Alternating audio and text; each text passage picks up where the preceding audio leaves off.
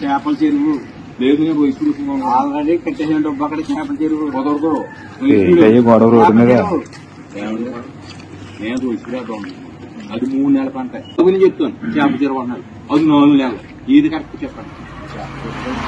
ఎంతకు ఎగరేద్దామని రూటిగో నీళ్లు ఉన్నాయి. రూట్ అయితే ఇంకా బోట్ ఏం పడుతుంది. 3 నెలల పంట అనేది ఒక్క నిమిషం మీకు గొడవ అవుతుంది. ఈయన ఎవరు వచ్చారు చెప్పేలా ఉన్నారు మీకు.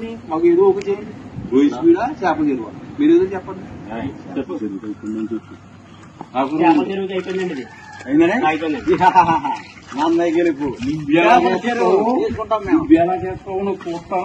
ఏమీ చూడలేదు.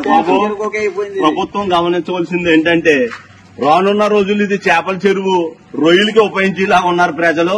జరిగేది కూడా అది. తక్షణమే ప్రభుత్వం స్పందించి ఈ రోడ్డు వేస్తే ఈ సమస్య తీరుతుంది. లేకపోతే ఇది చేపల చెరువుకి రొయ్యల చెరువుకి ఉపయోగపడుతుంది తప్ప ఈ రోడ్డు ఎందుకు అధికారులు స్పందించి ఈ రోడ్డు వేయవలసిందిగా కోరుతున్నాం.